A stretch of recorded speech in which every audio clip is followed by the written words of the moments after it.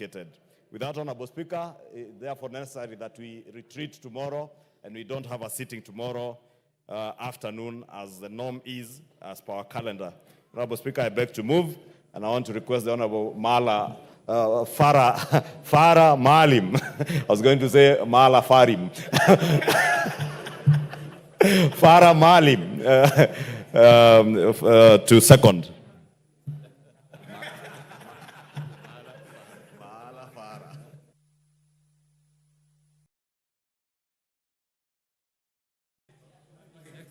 My mic is not working. Which one? This one?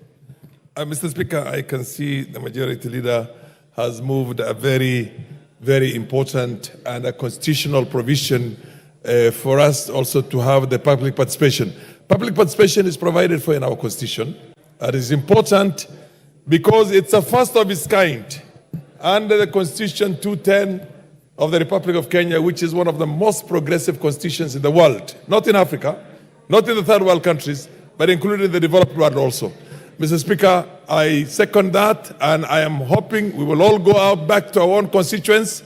We will inform them, we will sit down with them, we will listen to them, and public participation is going to be carried out as the Constitution has provided. Thank you. I second, Mr. Speaker. Thank you. Madam Speaker, sorry. Yes. Thank you. Honorable members, I now propose the question that pursuant to the provisions of Standing Order 28.4, which is calendar of the Assembly, this House resolved to suspend its sitting of Thursday, 3rd October 2024, so as to allow administrative arrangements necessary to facilitate the program of public participation on the special motion for the removal from office by impeachment of His Excellency Honorable Rigathi Gachagua, Deputy President of the Republic of Kenya. It's the mood of the House that we should put the question? Okay. Okay. Honorable members, I now put the question that pursuant to the provisions of Standing Order 28.4, calendar of the Assembly, this House resolved to suspend its sittings of Thursday, 3rd October 2024, so as to allow administrative arrangements necessary to facilitate the program for public participation on the special motion for the removal from office by impeachment of His Excellency Honorable Rigathi Gachagua, Deputy President of the Republic of Kenya. Will as many as of that opinion say aye? Aye. Will as many as of the contrary opinion say nay? The ayes have it.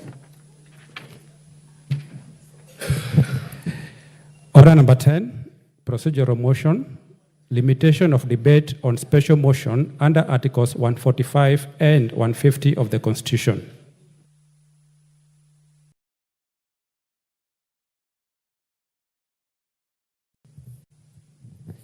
Majority Leader. Thank you very much, Honorable Speaker. Honorable Speaker, pursuant to the provision of Standing Order number 97.1, and notwithstanding the resolution of the House on February 14th, 2024, this House orders that each speech in a debate on a special motion under Article 145 and Article 150 of the Constitution shall be limited as follows: a maximum of 60 minutes for the mover in moving the motion, and 30 minutes in reply, and a maximum of 5 minutes for any other member speaking, except, of course, the Majority Leader and the Leader of Minority, and the member seconding the motion, who shall be limited to a maximum of 10 minutes each. And that at least 2.5 hours before a vote is taken on the motion, the Deputy President or the President, as the case may be, of course in this case is the Deputy President, shall be accorded an opportunity to be heard in accordance with the Standing Order number 67B2 as a right to be heard. Honorable Speaker, going by the notice of motion that was tabled here yesterday by the move of this motion received overwhelming support of 291 signatures. That ideally means, Honorable Speaker, that members should be given adequate time to debate on this motion.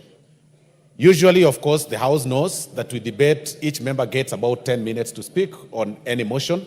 But because of the interest, the overwhelming interest across the political side, and with the 291 that support, and even the 53 or 54 who do not support, Honorable Speaker, the minority, they'll get that opportunity to articulate their issues on whether they support. Those who do not support, they'll also have their 5 minutes to support. You know, they arranged their thoughts within the 5 minutes. You articulate your issues within the 5 minutes. And also we give the mover 60 minutes so that he can actually place his grounds on the table without a hurry. 60 minutes, Honorable Speaker. And with 30 minutes right of reply. Honorable Speaker, for us this is clearly fair. And even to add on top, Honorable Speaker, we wish to move that the Deputy President is accorded an opportunity to be in this House and be heard. The proposal is 2 hours of defense in this floor, Honorable Speaker, without being interrupted, Honorable Speaker. So I beg to move, Honorable Speaker, that members arrange their votes within the allocated timeline and come in large numbers that very day, very early in the morning, to articulate their issues in support or in opposition, while opposing the motion, Honorable Speaker. So I beg to move, and I ask Honorable Sam Atandi to second. Thank you, Honorable Speaker. Honorable Speaker, as has been explained by the majority whip, this is a historical motion. And for some of us, we are lucky that we are going to witness and participate in the impeachment of the Deputy President. This is something which is very special, Madam Speaker. And I'm sure that, just like myself, all members of this House will be interested in giving a shot to this motion. Therefore, Honorable Speaker, we would like to request that everybody be given an opportunity. And so the motion that, the proposal that we have 5 minutes for members and 60 minutes for the mover is something which I would like to second, and I would like to appeal to members to support. Thank you. I support. I second. Thank you. Thank you.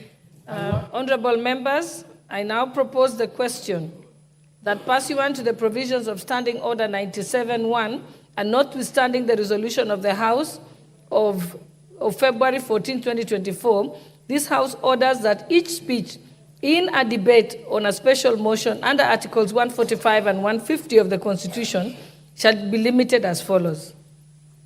A maximum of 60 minutes for the mover in moving and 30 minutes in replying, and a maximum of 5 minutes each for any other member speaking, except for the Leader of Majority, the Leader of Minority Party, and the member seconding the motion, who shall be limited to a maximum of 10 minutes each, and that at least 2.5 hours before a vote is taken on the motion, the Deputy President, or President as the case may be, shall be accorded an opportunity to be heard in accordance with Standing Order 67B2. That is the right to be heard. Honorable members, may I propose the question? Let me put the question. Okay, honorable members, I now put the question. What's your point of order? Thank you, Madam Speaker. Immediately after.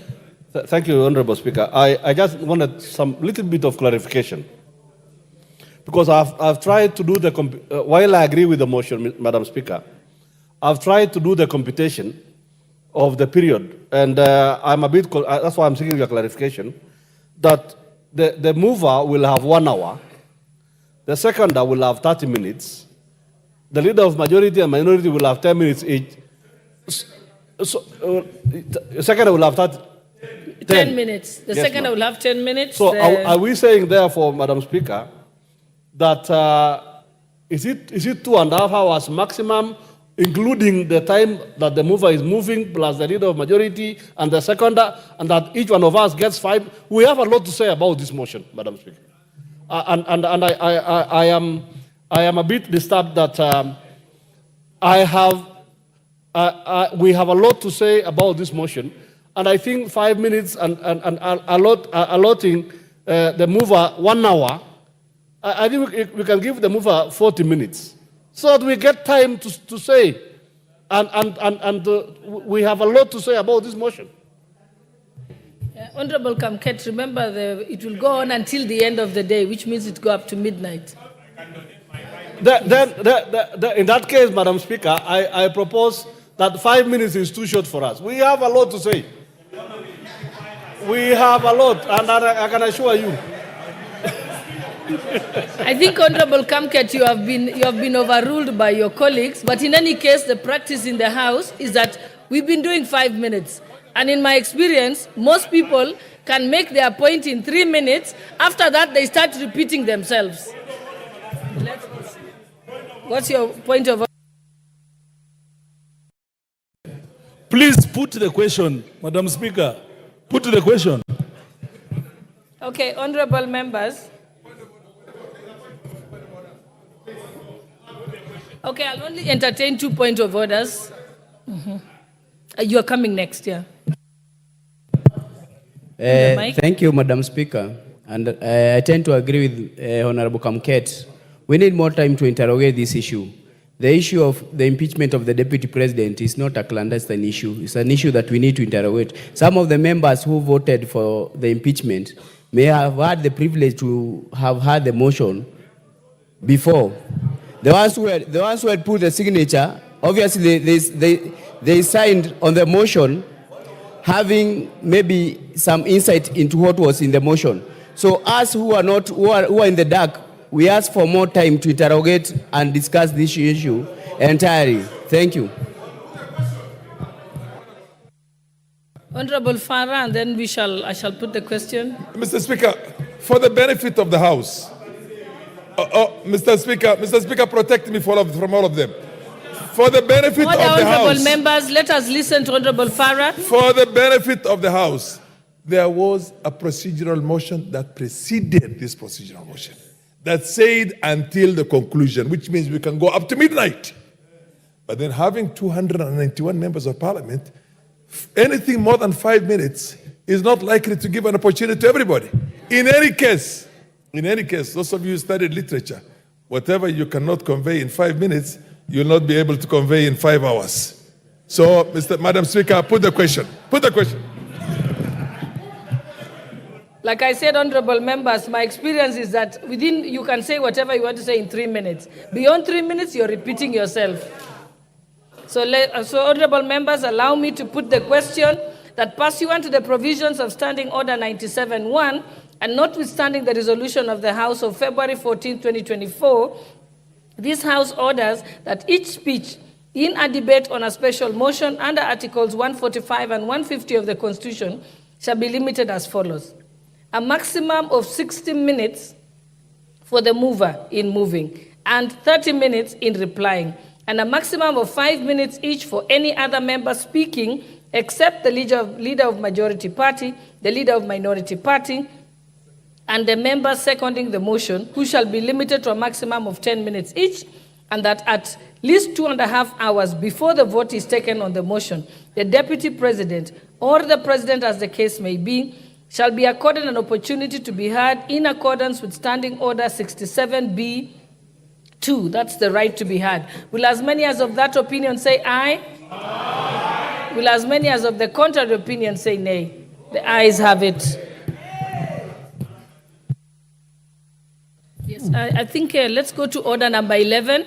And okay, your point of order, Leader of Majority. Then Honorable Speaker, actually is a point of information emanating from something the Honorable Mwago has said, that the 291 members who signed the motion had interacted with the motion, and it is true.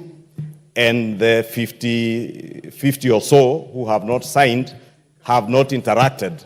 Just to inform the member for Starehe that we are indeed, the clerk's office is in the process now of translating the motion in Swahili, so that you may read and understand. The only language you may not be able to translate to is vernacular. But it will be both the motion and the questionnaire will be uploaded in Swahili. Therefore, it will be very easy for the member for Starehe now to read and understand the motion. Thank you, Honorable Speaker. What's your point of order, member for Starehe? It's quite unfortunate that such a senior member in this House would take time to to insinuate that I don't understand English.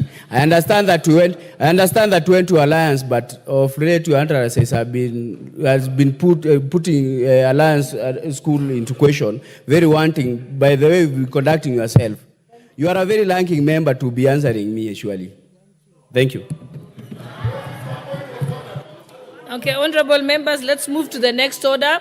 But member for Starehe, I think the assurance is that it needed to be translated in Kiswahili because those are the two official languages, and for the benefit of our constituents who will be reading it. But also, I think most importantly, you'll be able to find the motion at the table office, which means you can get a copy of it as soon as now, and then you can be able to read it. Let's go to the next order, order number 11. What is your point of clarification, member for Dagoretti? Thank you, Madam Speaker. Just to tell the member of Starehe, the motion was tabled yesterday. It is public. You just pick it and read it. Thank you. Let's proceed to the next order, order number 11. Order number 11, motion number 24 of 2023, policy and funding for sugarcane farming in the country. Question to be put.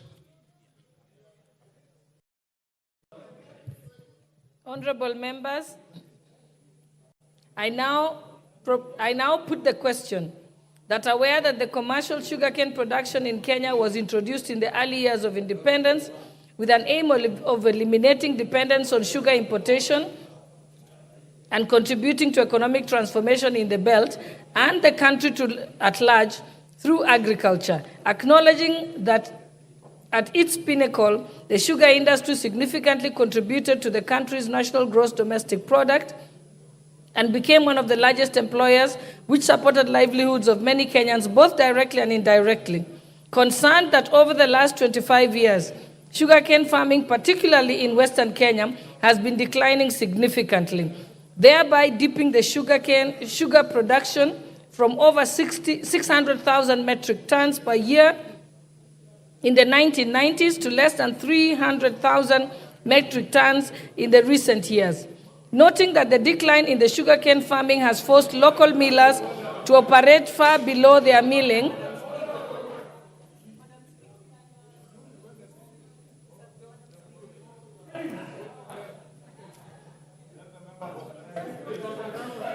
I think he has now frozen, but he's doing it deliberately, I think, because he knows. Yeah, so noting that the decline in the sugarcane farming has forced local millers to operate far below their milling capacities and push the country to an over-reliance on net importation of sugar, which negatively impacts on the balance of trade, and noting that the decline in sugar production is attributable to the factors such as mismanagement, interference, and unfair competition from the cheap imported sugar. Further concerned that the state-owned sugar millers like Mumia Sugar Company and Zoya Sugar Company ceased milling while owing farmers hundreds of millions of shillings, and appreciating that the government has been putting in place strategies, policies, and regulations to define roles of millers and major players and stakeholders in the sugar industry in a bid to revamp the sector. Concerned that the acute shortage of sugarcane resulting from mass abandonment of sugarcane farming continues to roll back initiatives of reviving sugar milling. And recognizing that further investment in revamping sugar companies before reviving sugarcane farming would occasion loss of invested public funds instead of yielding success. Now, therefore, this House resolves that the national government, through the Ministry of Agriculture and Livestock Development, reviews the sugar development policies to provide that every investor miller sets aside definite funds for development of sugarcane farming, incentivizing farmers to embrace sugarcane growing and to enhance cane production in each of the respective zones. Will as many as of that opinion say aye? Aye. Will as many as of the contrary opinion say nay? The ayes have it. So we shall go back to order number 7. Order number 7, questions and statements.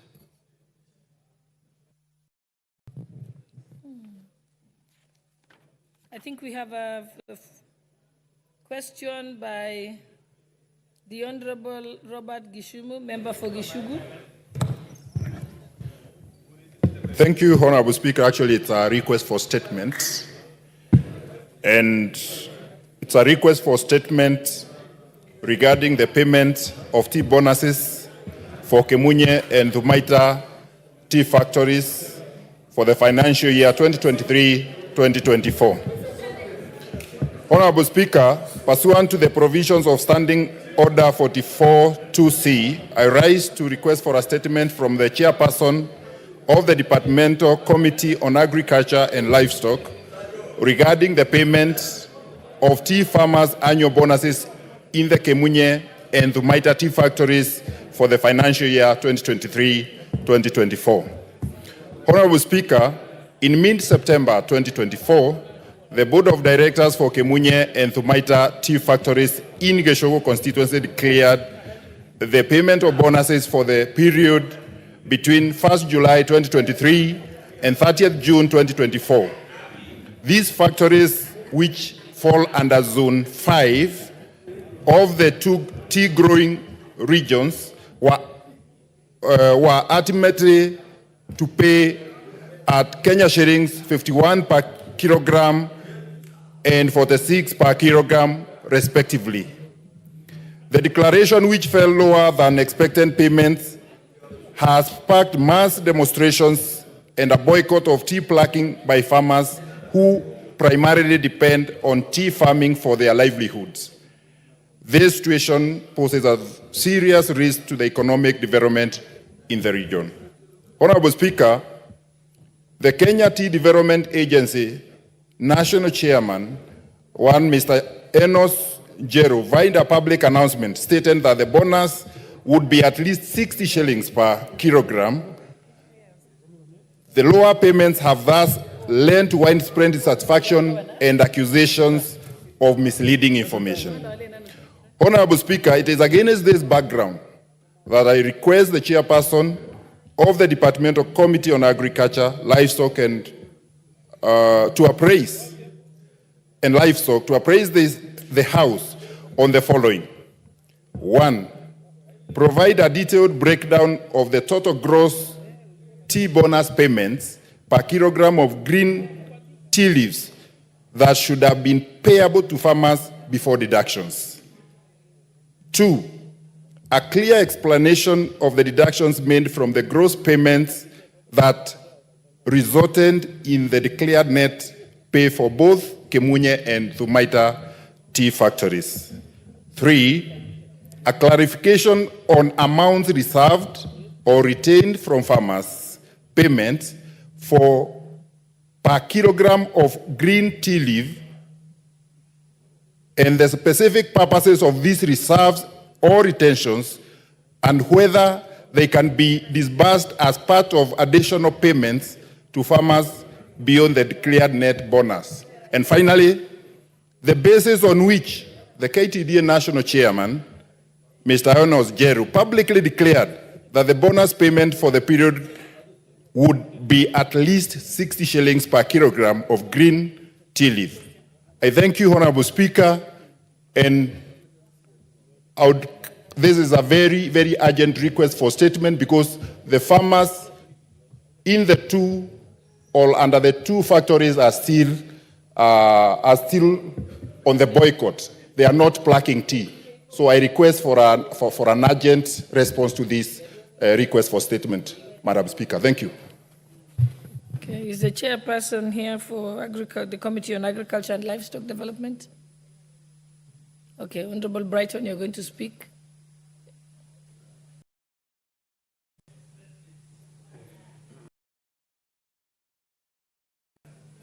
Give him the mic.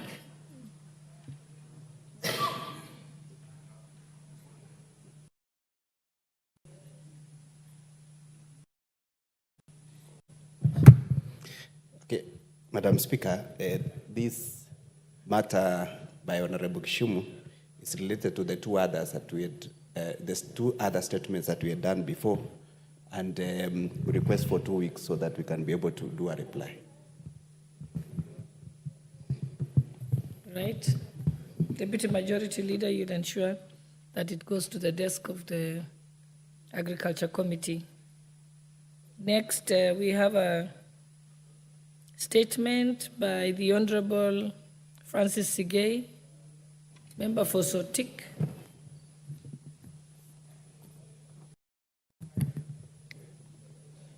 Request for a statement regarding the status of construction of Cheborge Junction, Kiwastuya Road, and Sotik Silala Road. Honorable Speaker, pursuant to the provision of Standing Order 44-2C, I rise to request for a statement from the chairperson of the Departmental Committee on Transport and Infrastructure regarding the status on construction of Cheborge Junction, Kiwastuya Market Road, and Sotik Silala Road.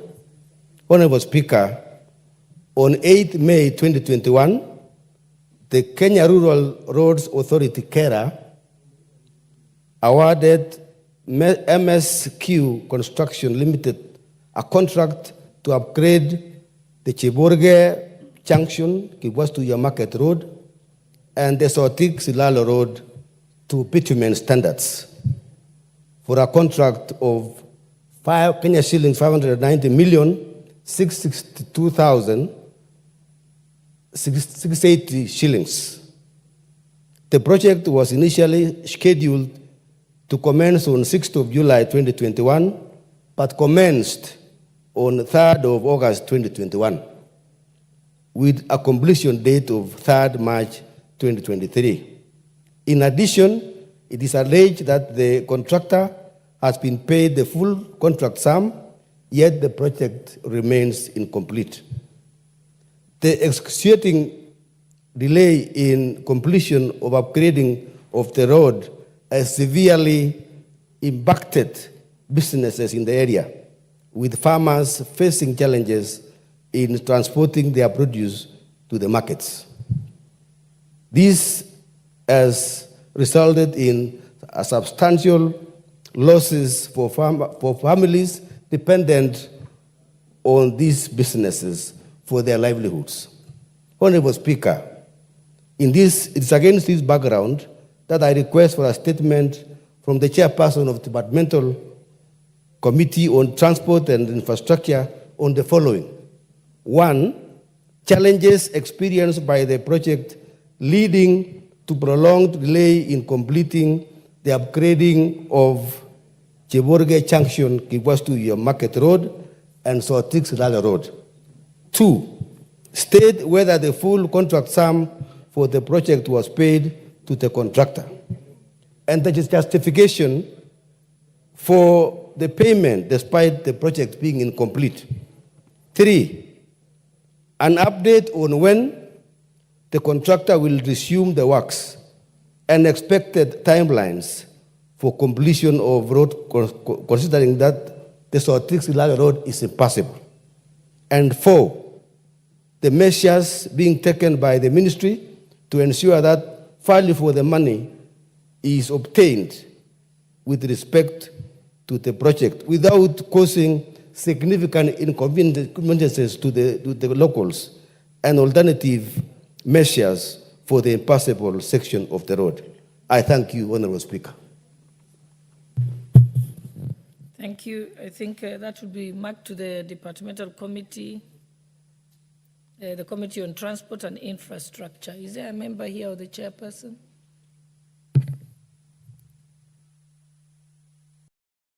Then Deputy Majority Leader, I will leave that to you. Okay. All right.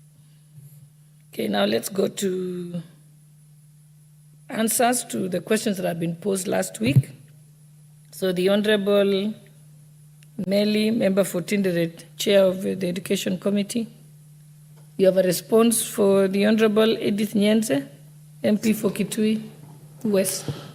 Thank you, Madam Speaker. Madam Speaker, the Honorable Edith Nyenze, as per Standing Order 44-2C on 21st of August, requested for statement on the employment status of P1 teachers who upgraded their education with a view to being absorbed as junior secondary school teachers.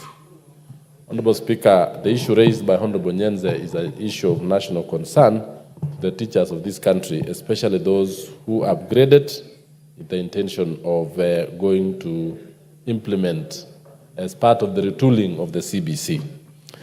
In response to that particular statement, Honorable Speaker, I did transmit the question to the concerned government agency, the Teacher Service Commission, who actually gave me the document that I have, and I will actually do, I'll skim through the document, Honorable Speaker. Thereafter, I'll hand it over to Honorable Nyenze to go through it, and if there are any further clarification, he will actually seek them later. The Teacher Service Commission responded as follows to the issues raised in the statement. That there's the report on the policy framework while TSC directed P1 teachers to upgrade their courses. This is a policy paper on why the Teacher Service Commission directed P1 teachers to upgrade. With the introduction of the competence-based curriculum, it became necessary for P1 teachers to be trained on the new pedagogical skills to enable them to effectively implement the new curriculum and disseminate knowledge to learners. The other policy is that, accordingly, the Commission did put in place an elaborate and comprehensive program for P1 teachers employed by the Commission to be retooled on the new pedagogical skills to upgrade them to effectively disseminate the knowledge. The other policy statement is that the Commission is aware that the policy direction by the Ministry of Education was based on the recommendation of the Fatuma Chege's task force on enhancing access, relevance, training, equity, and quality for effective curriculum reforms and implementation 2020. The report of the Presidential Working Party 2023 that recommended that Ministry of Education ensures that all teachers who graduated before 2023 undergo mandatory one-year retooling and upgrading program to align with the new curriculum. This upgrading is essential to teachers to acquire proficiency in CBC implementation. That is actually the policy behind telling the teachers to go. Number two, a timeline when the preferred teachers, question two was, she asked that a timeline of when the referred teachers will receive certificates for the diploma courses they pursued. That's the question asked by Honorable Member. Noting the upgrading program for P1 teachers who are not yet employed by the Commission, the timelines may be provided by the Ministry of Education, who coordinated the program. Madam Speaker, the providers of the diploma training, and I think this is where the teaching and training of the teachers took place, was in the primary teachers training colleges, which the Teacher Service Commission indicated here is actually the preserve of the Ministry of Education. In so doing, I also went ahead and asked the ministry to really give us, and that is something which I did as a chair, to give us the timelines under which these certificates are supposed to be issued. And I think that is a supplementary question which the Ministry of Education needs to give on this. On question 3, she sought an explanation as to why the Commission is here to prioritize and consider P1 teachers whom it advised to augment their education for purposes of absorption as JSS teachers. The Teacher Service Commission indicated on that question that in the wake of CBC, it became pertinent for P1 teachers to be retooled on the new pedagogical skills to enable them to effectively implement the new curriculum. Accordingly, the purpose of retooling the P1 teachers was to effectively equip them to better teach CBC at the primary level and not at the JSS level. That is, the P1 is supposed to teach the CBC in grade 1 to grade 6, not at the JSS. Number 7, to this end, the course content of the upgrade in Diploma Primary Education Program is designed specifically for primary education to improve quality teaching and in the primary. Additionally, the career pathway for teachers teaching at JSS is that of secondary school teacher, distinct from P1 teacher at the primary school level. Hence, the upgrade was not intended as a pathway for P1 teachers to be absorbed into JSS. The fourth question was the steps taken by the Commission Or what steps has the Commission taken to ensure that P1 teachers who have graded their education are absorbed in the rightful job grades? Honorable Speaker, this is a question which is asked by every teacher who was upgraded, even in my constituency and even in the country at large. Teachers are asking, we have been retooled. We are no longer the P1 certificate. We have gotten a diploma. The Teacher Service Commission has made the following statement, that the upgrade in diploma primary education program is meant to equip P1 teachers with the required pedagogical skills to implement CBC at the primary school level. These teachers, once employed, are posted to public primary schools. In view of the upgrading program and the ongoing certification by NEC, the Commission will commence the review of its career progression guidelines for purposes of grading such teachers. Actually, this particular statement, Madam Speaker, is actually not indicating when these people will be paid for the opportunities forgone. So it has actually said that they are going to look at the career progression guidelines for purposes of grading, for the upgrading of the teachers. This is the statement, and I've just gone through it. The whole statement is actually bulky, and it has indicated every other aspect that Honorable Nyense has asked. I thank you, Madam Speaker, and I shall actually be able to hand over the statement to Honorable Nyense. Thank you. I submit. Thank you. Honorable Nyense, would you like to say something? Thank you, Madam Speaker. Actually, thank you for the answers, but the response is not satisfactory. And this is because the Commission actually identifies the teachers to augment their education, and by doing so, they were supposed to take 1,500 hours, which is roughly 9 months. They went for that training. They actually paid some money, that is tuition fee, and also spent a lot of time leaving their families. But after that, they were not considered in any way. Those ones who were already P1 teachers were not promoted, and they were not given any advantage even after getting the diploma. The other teachers, P1 teachers, are still being retooled even now, but after they go for that training, they are reimbursed, and they have the advantage of not spending so much resources on the training which they are undergoing. So these teachers feel that it's like they have been forgotten. Those ones who got the diploma and we are already P1 teachers, we are not taken to teach in the junior secondary, even though the response says that they were being trained to be in primary school section, the CBC, but still we don't have adequate teachers in the JS. You have our O class, you are given an O class, maybe you are trained as a mathematics teacher, and you are supposed to even teach history, you are supposed to teach CRI in that class. So there's still, this education is still wanting as far as junior secondary is concerned. And the Commission, the reason why they came up with this diploma course was that these teachers were supposed to teach in the junior secondary after being upgraded. The other disadvantage is some of them who were not employed went for that training, spent more money, thinking that they will be observed in the teaching service, in the Teacher Service Commission. But they've not been employed even after getting the diploma. So the response is not satisfactory at all to those ones who are upgraded, because they have no advantage over the others. Thank you, Madam Speaker.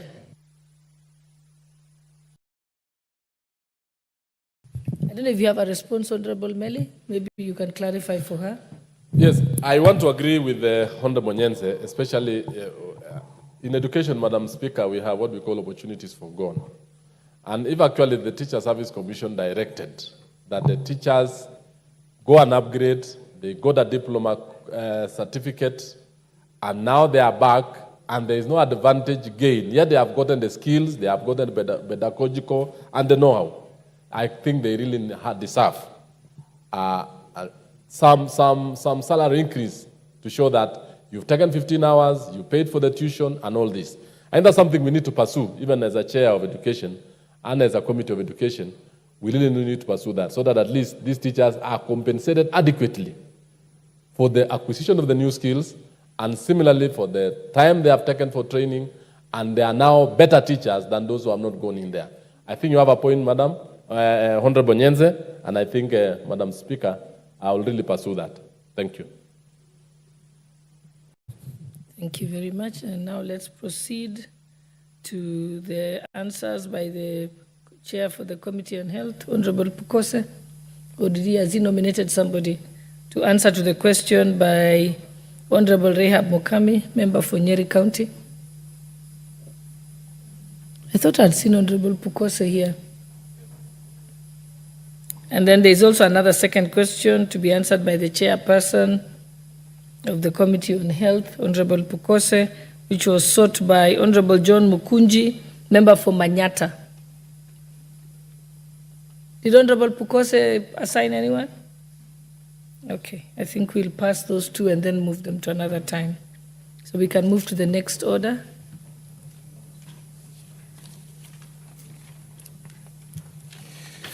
Order number 12, motion number 28 of 2023, establishment of a science museum.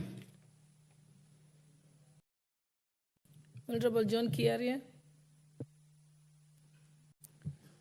Madam Speaker, I really thank you.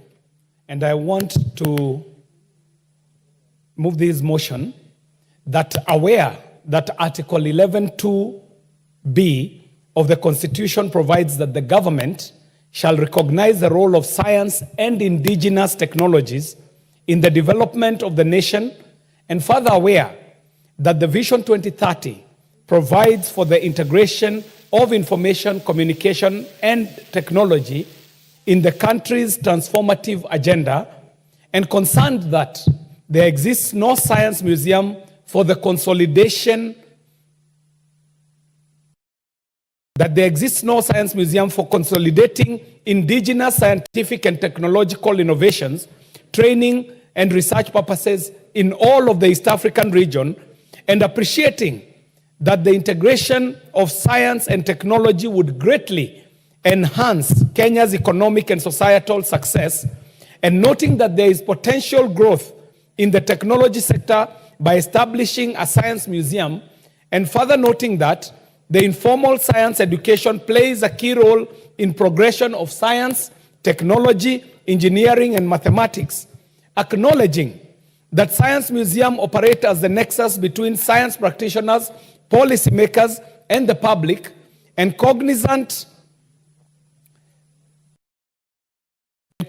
of the fact that a science museum in the country would greatly impact on the economy of the country in the quest to become an industrialized nation.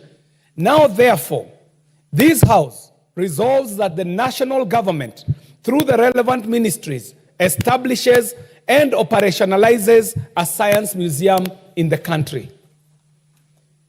Madam Speaker, I am standing on the floor of this House in the year 2024 and asking this House to agree with me that we should urge the government to establish a science museum in Kenya, and this will not be just the first science museum in East Africa.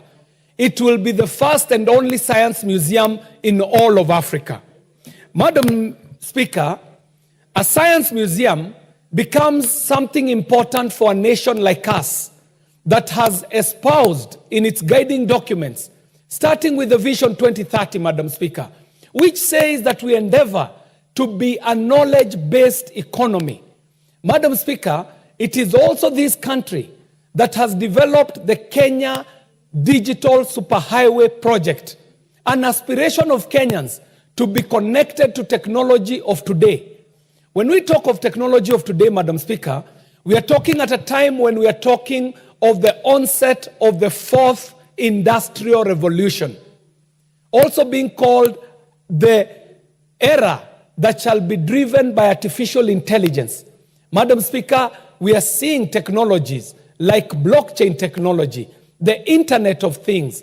All these advancements in technology are telling us that we're in a new era. But even in this new era, Madam Speaker, we ought to speak as Kenyans and speak as Africans and ask ourselves, if this is the fourth industrial revolution, where was Kenya in the third industrial revolution? Where was Kenya in the second industrial revolution? Where was Kenya in the first industrial revolution? Where was Africa when the world was moving into steam energy and mechanizing the operations?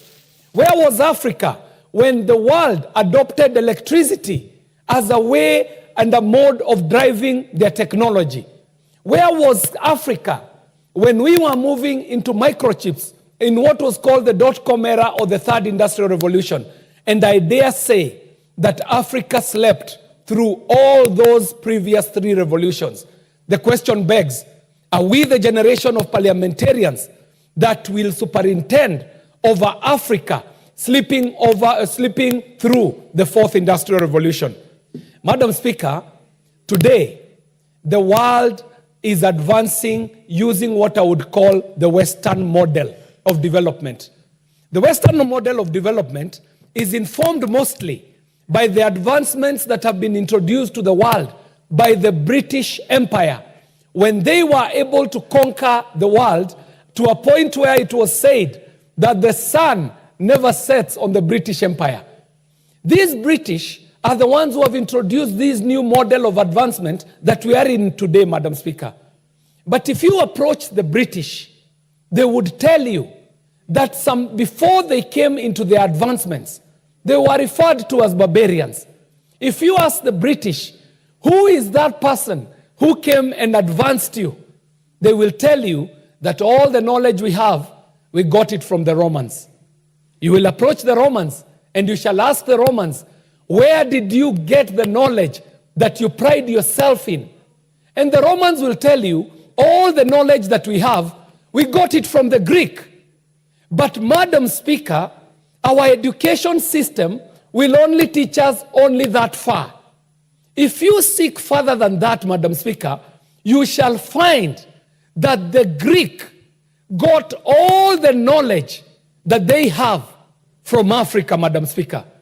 That those people that we celebrate, those people that we call the Pythagoras and the boys, Aristotle, Socrates, and all these very famous people who are said to be the fathers of the disciplines of knowledge that we practice today, the fathers of psychology, the fathers of philosophy, the fathers of chemistry, the fathers of all these advancements that we talk about in education today, if they were honest to you, they will tell you that they came to Africa and found very advanced universities. In North Africa, we know of the universities that were in Egypt. In West Africa, we know of the great advancements and civilizations and libraries that were in Mali. Where we are, Madam Speaker, around the Habesha region, also known as Abyssinia, but actually the Kush kingdoms, we had our own technological advancements, our own advanced technology that would shock the world, Madam Speaker. If you go south, you will find advanced, very extremely advanced. What's your point of order? He's still moving his motion.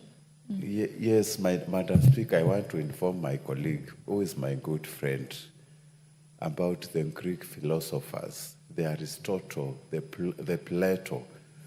Majority of them, they never went to Africa, but we acknowledge Pythagoras' theorem came from Egypt. So it is good for my brother, good friend of mine, to learn it. And most of these philosophers, they never visited Africa before Athens moved towards democracy. Thank you, Madam Speaker.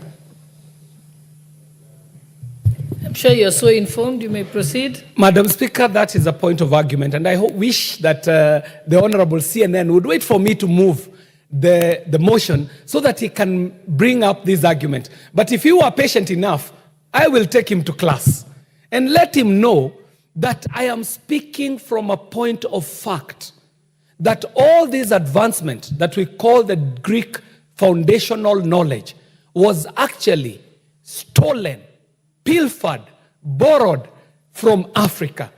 Madam Speaker, there is a great city in North Africa called Alexandria. And Alexandria celebrates a man known as Alexander the Great. This man is known worldwide as a great general of war. The story we are never told is that when Alexander and his soldiers came into Africa, they went into our very advanced libraries and universities. But they were not kind enough, Madam Speaker. When they pilfered what was in our libraries, they burnt down our libraries to the ground, raised down all the knowledge, stole it, pilfered it, and took it to Europe and claimed it to be their own knowledge. And that is the knowledge that they have put in books. And today, we celebrate the Greeks as the foundational fathers of the knowledge that we have. But I would like to let the Honorable CNN know that this knowledge, as a matter of fact, dig deeper into your reading, and you shall find that this knowledge was actually stolen from Africa. Madam Speaker, this would help in explaining why we have such advanced technology in places like Cairo, where and Egypt, where we have what you would call the pyramids, Madam Speaker. People see pyramids just as structural formations, but I would like to say that even today, with all the advanced Western knowledge that we have, the scientists are not able to explain how the traditional African was able to put up such technological marvels as the pyramids. Pyramids that are aligned astronomically and astrologically, scientifically perfect, aligned to pyramids that are in South America, pyramids that are in the East, all scientifically aligned to a scientific exactitude that cannot be achieved even by the knowledge and scientific advancements that we have today. But most importantly, Madam Speaker, I was talking about the fact that Africa has not always been a technological dwarf. At some point in its moments of greatness, Africa was a scientific and technological giant. The misconceptions that Africa is a scientific dwarf emanate from the fact that, one, all of African traditional knowledge, all of African traditional heritage has not been put to books. It has not been recorded in words and figures. And as such, people who are reading science today only understand what was captured in books, in numeracy, in literacy. But they may never understand some of the oral traditional African knowledge that used to be preserved and transitioned to other generations orally. That is why, Madam Speaker, the African today suffers an inferiority complex. Africans, like CNN, may never know that it was Africans that civilized Europe into hygiene, Madam Speaker. That between the years of 700 to around 1400, Madam Speaker, it is emperors who came from Africa, went into Europe, conquered Europe, civilized Europe from its barbaric ways, and taught them how to use toilets, Madam Speaker. Europeans who are busy defecating in the streets and so on, Madam Speaker. And allow me, Madam Speaker, to prosecute this issue because it is a historical fact that the Black Moors were the emperors who ruled Europe between the years of 700 something AD and 1400 AD.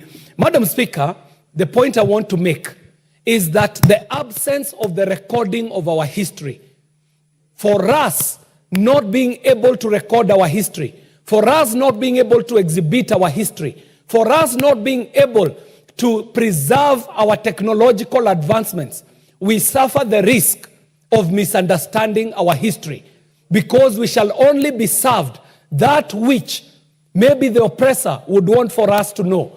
However, Madam Speaker, we ought to understand that if you do not tell your story the way you want your story to be told, your story shall be told by somebody else in the way they want to tell it. So, Madam Speaker, So my what is out motion... of order? Your hand is up. But I can see your hand is up, but I'm not able... I can hear you saying point of order, but I cannot see you anywhere on the screen. Do you have your card? The card is not working. Okay, it's working now. So what is out of order? Thank you, Madam Speaker. My concern is Honorable Kerry is bringing out very valid points. However, for him to use statements like Africans, like CNN, will never understand, will never know, that puts all of us to be in a point of ignorance that we do not know, except for Honorable Kerry. Can he use more dignified language towards Africans, where I'm one of them? Madam Speaker, valid I do not point. want to defend you. I know that you have a lot of respect for Africans, but I don't want to defend you. So, Madam Speaker, you got it perfectly. In fact, I celebrate Africans. That's why I'm moving this motion. And in fact, I would not want to generalize anybody into a point of ignorance, because I know how well informed Africans are, up to and including my good friend CNN. I was making a reference to the fact that if one does not tell their story the way they want to tell their story might be told by somebody else in a way that you do not want to tell the story. Madam Speaker, I am moving a motion where I would want this parliament to support me so that we can establish a science museum that will create a nexus between scientists, scientific practitioners, policy makers, students, and the publics, different publics, so that we are able to preserve our technological advancements in a museum that is a living museum. Madam Speaker, it might be a point of argument that we already have museums, Madam Speaker. But the kind of museum I'm talking about is not a museum of natural history. A museum of natural history, as they exist today, is a museum that I would refer to as a dead museum. And with all respect, Madam Speaker, dead in the fact that in these museums, we go to see exhibitions of taxidermies or stuffed animals that are already dead. We go to see things of the past.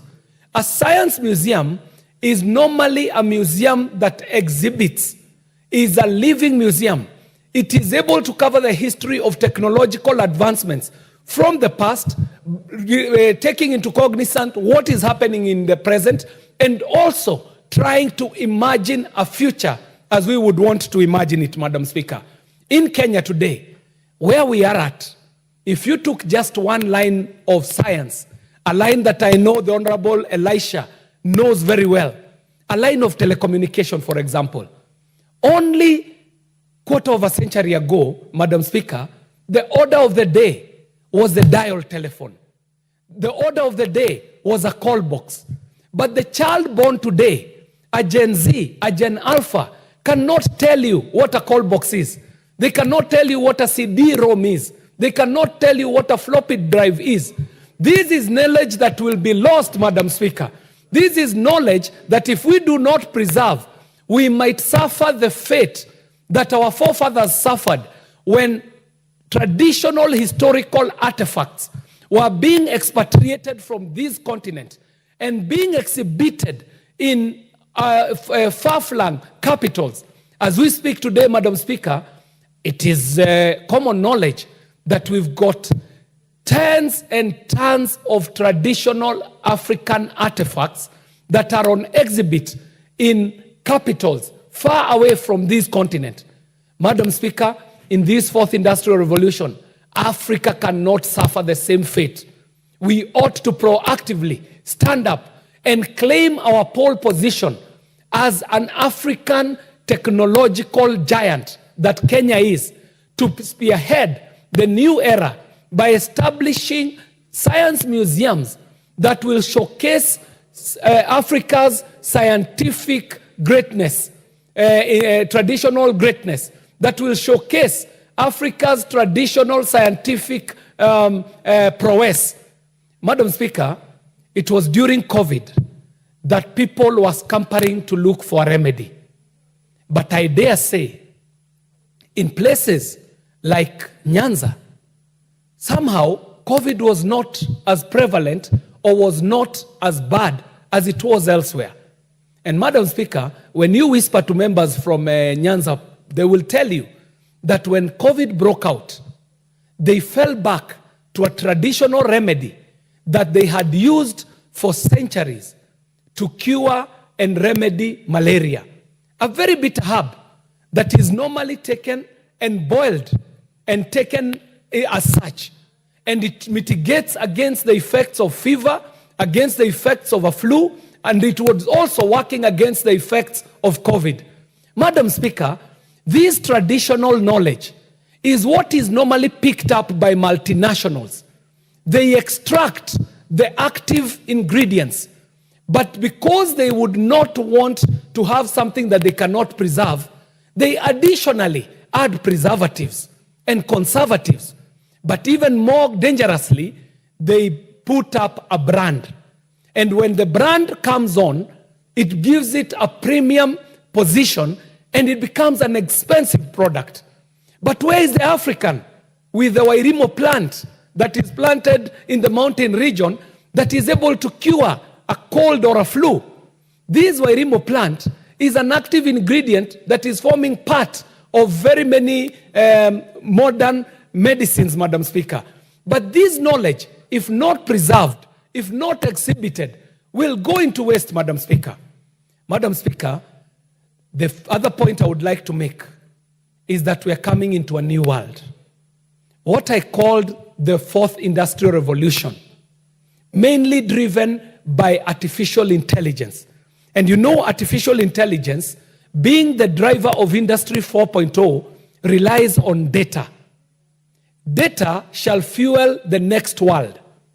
Africa traditionally has not written down its data. Africa's data is not in numerals, it is not in numbers. So today, artificial intelligence is scraping data out of the internet, data that Africa is not present, so that we realize that Africa has not Africanized the internet as much as the internet has internetized Africa.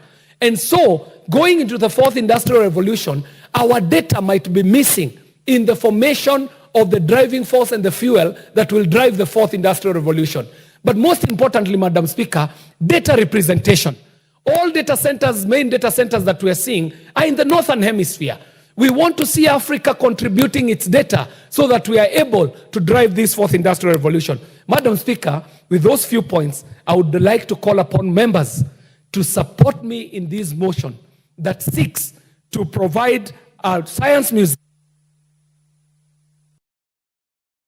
Madam Speaker, to bring about a science museum that shall consolidate indigenous scientific and technological innovations, shall be a center of training and research purposes, and also shall be the nexus between the scientists, the science practitioners, the policymakers, and the general publics. Madam Speaker, I thank you, and I ask members to support me on this motion. Thank you very much, Madam Speaker.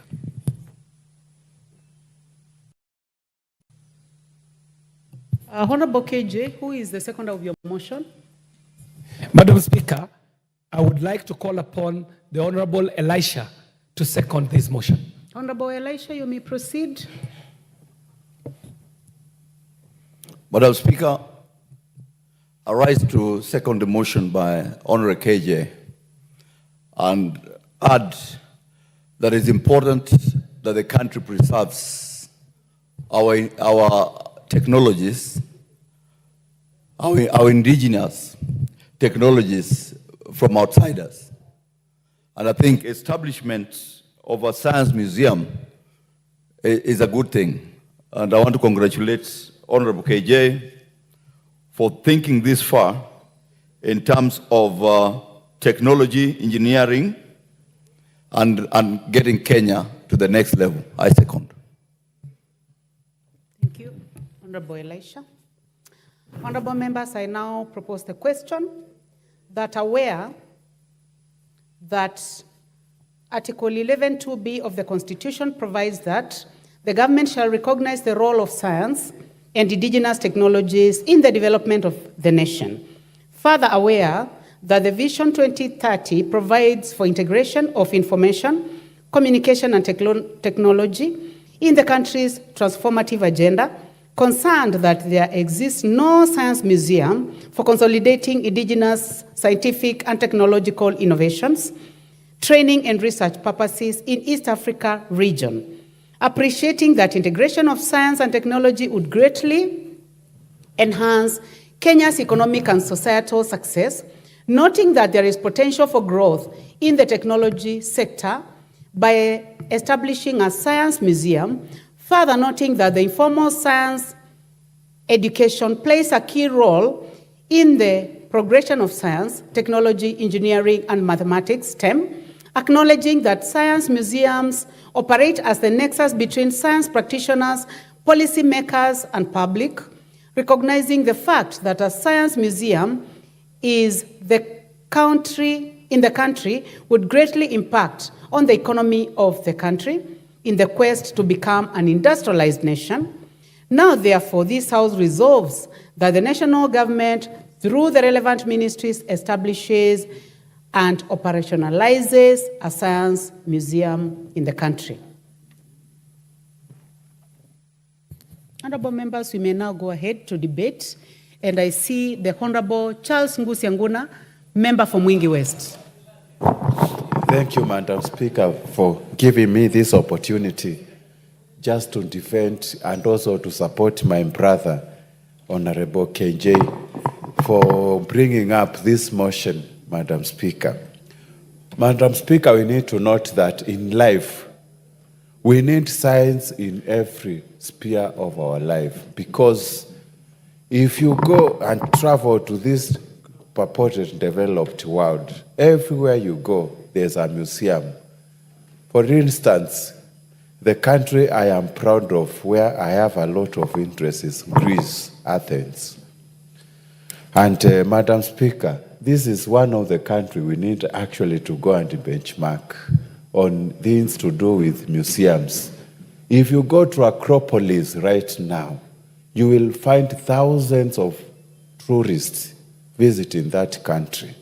If you go to War Museum in Athens, you will find thousands of tourists. If you go to Tate Britain Museum, which is in London, you will find thousands of the tourists, and many others, including so many museums you can think of. So museums will act as a key driver of economic growth in any country because of the tourism we are going to get in that. Madam Speaker, also establishing the Science Museum in this country will also help our learners and even our university students in advancing knowledge, leading to new discoveries in our country and also innovations. Who said we cannot become innovative? Who said we cannot even become more intelligent than other developed world, Madam Speaker? That is why I'm supporting this.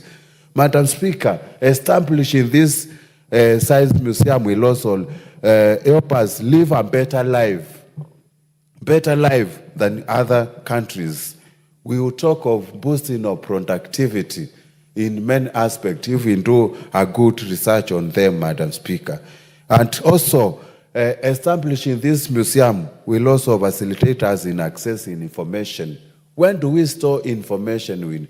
Like discoveries, we usually do have a lot of scientists in our country. Where do we store this information? If we can have a science museum, we will be able to access a lot of necessary information, including our historian museum. Like, for example, if you want to get the facts about our founding father, President Kenyatta, where are we going to collect this information? We don't have museums that actually preserve our information and knowledge, Madam Speaker. Madam Speaker, the issue of establishing museum will also help us to collect, preserve, and display our scientific significance artifacts, and that is why I am supporting. I am happy. My brother KJ has borrowed a lot when he was bringing up this motion in Greece, recognizing the likes of Aristotle, Heraclitus, these Greek historians who actually made the world the way it is. And with those few remarks, Madam Speaker, I fully support this motion. Asante. Thank you. The Honorable Phyllis Bartol, member for Moiben. Thank you, Madam Speaker, for giving me the opportunity to contribute to this motion by Honorable KJ. Madam Speaker, a science museum is a museum primarily devoted for science. Madam Speaker, if you travel worldwide, you will discover that in established countries, science museums play a very important role in educating its citizens, its students, its professionals. Madam Speaker, when I was a lecturer teaching at the university, we used to have problems with students, history students. We used to encounter situations where history students or history master students or postgraduate students who are collecting data were not able to get real data, real life data, especially in our museums. Case of in point is the Fort Jesus. We have the one in the CBD, the archives. Madam Speaker, if you visit those spaces, there is nothing lively. It is just they are just documentaries, and they are not communicative. Madam Speaker, if we establish real museums where we have real-time, real information from the past to the present, it is going to be very important and very informative to our postgraduate students. I particularly talk about postgraduate students because I came from academia. If you visit countries like Israel, Madam Speaker, you visit their museums, you get real life experiences. You go with